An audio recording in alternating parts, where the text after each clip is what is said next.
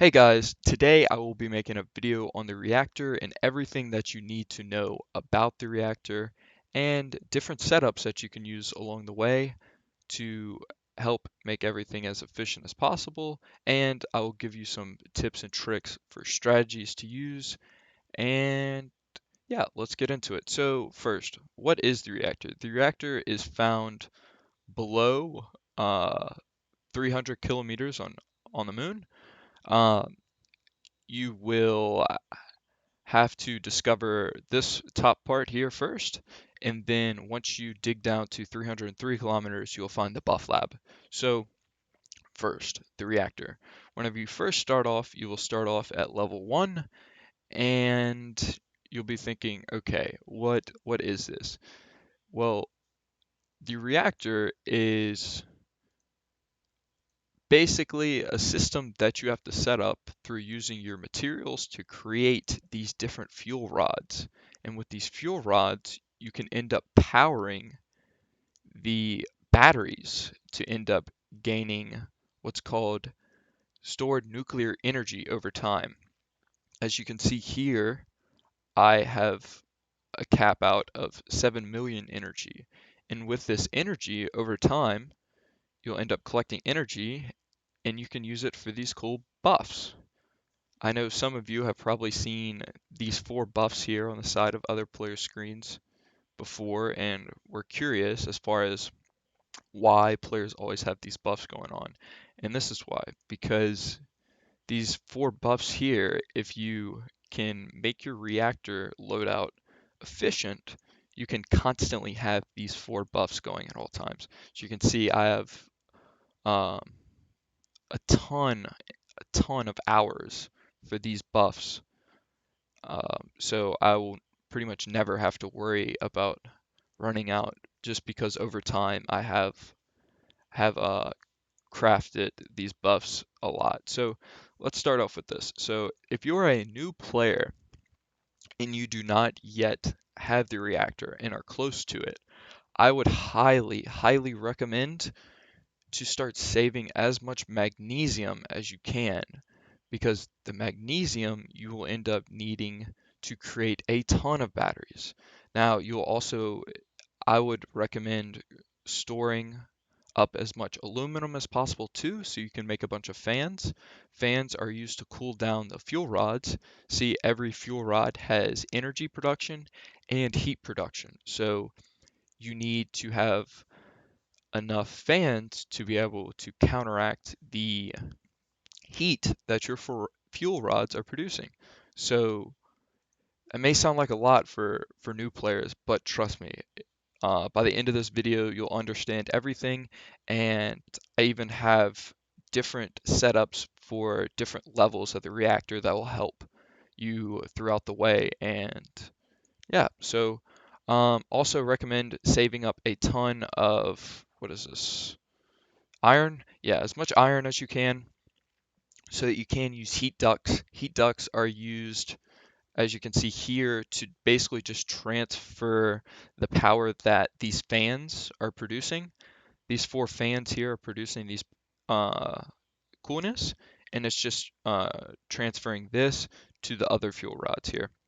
So um, you also have buffs, which buffs will end up boosting the signal in the direction that it's uh, facing. So, for example, this copper buff here buffs the top and bottom uh, area by 55%. So it is increasing the storage that I have of this battery, and it's also increasing the coolness of this fan here.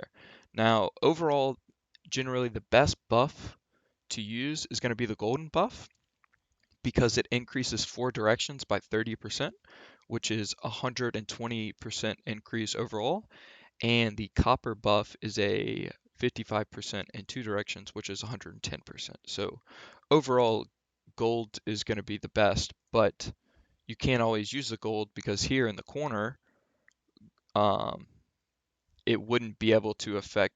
two of its different slots, so that's why I have the copper buffs here. But anyways, so yes, do stack up on that, and then the neutron bombardments are basically um, fuel rods that you end up crafting, but instead of getting more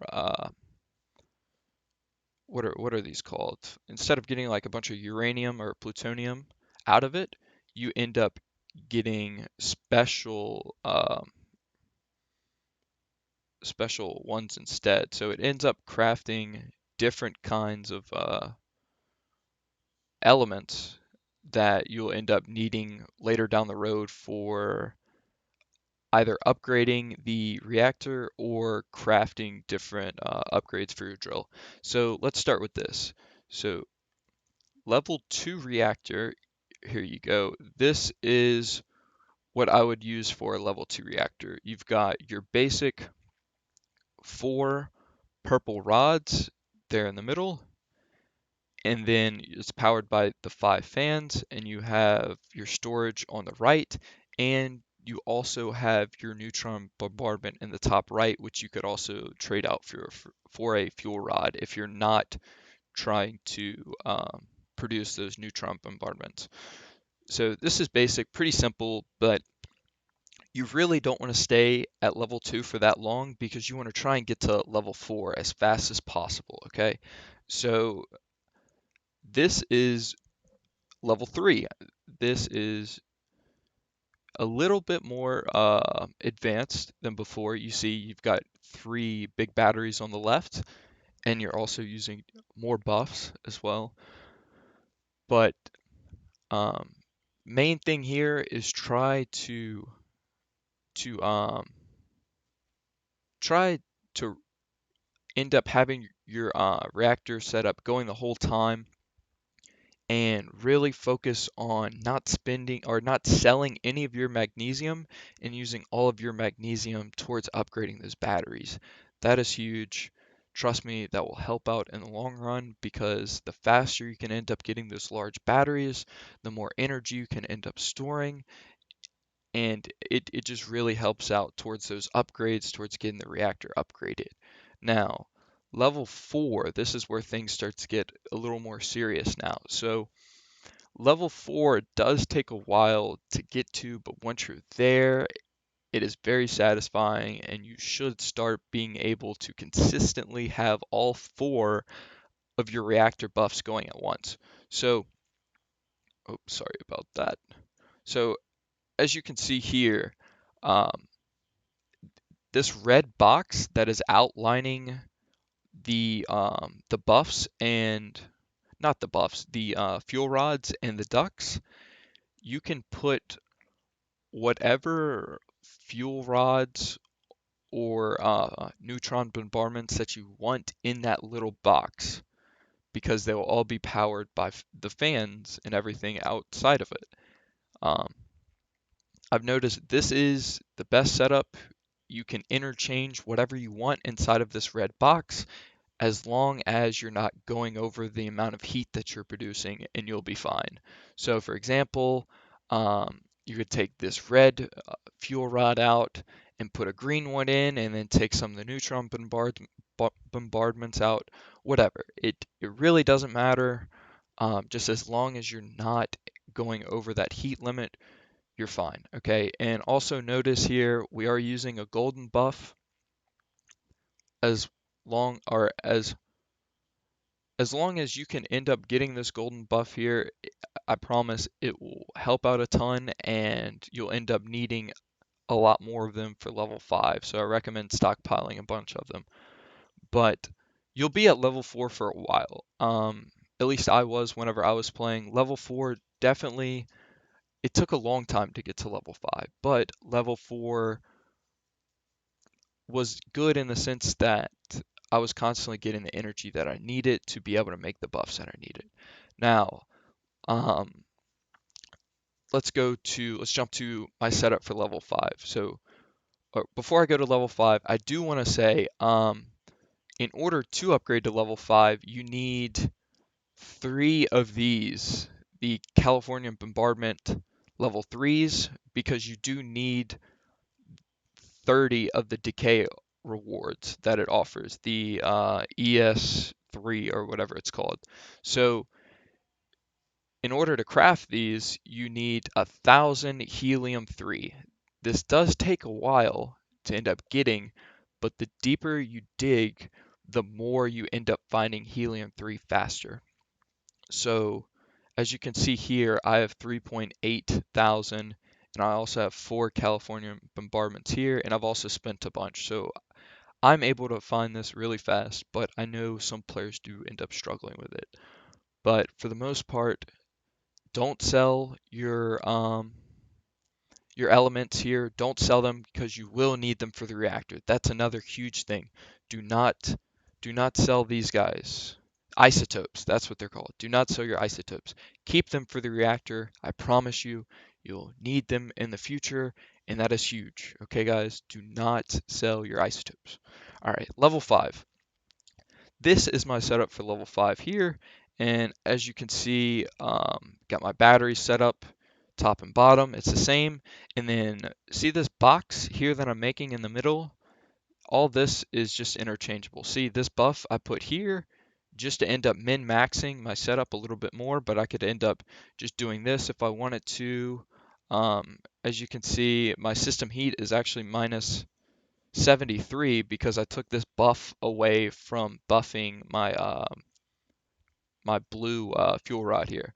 But um, you can put anything in this box that you want, and you should be fine to do whatever really. Like for example, here I'll take away some of these purple guys here, right? And then let's say I wanted to go ahead and farm some bombardment ones. Just I'll put some of those in there. And let's see, I'm over by 11, so I can't do that many. Or actually, let's do this. We'll delete one more of those, and we'll put that in there, and boom. You see, now I can farm California bombardment ones, and also have 135 energy per second going. Nice. Now, let's see, what else is there to talk about?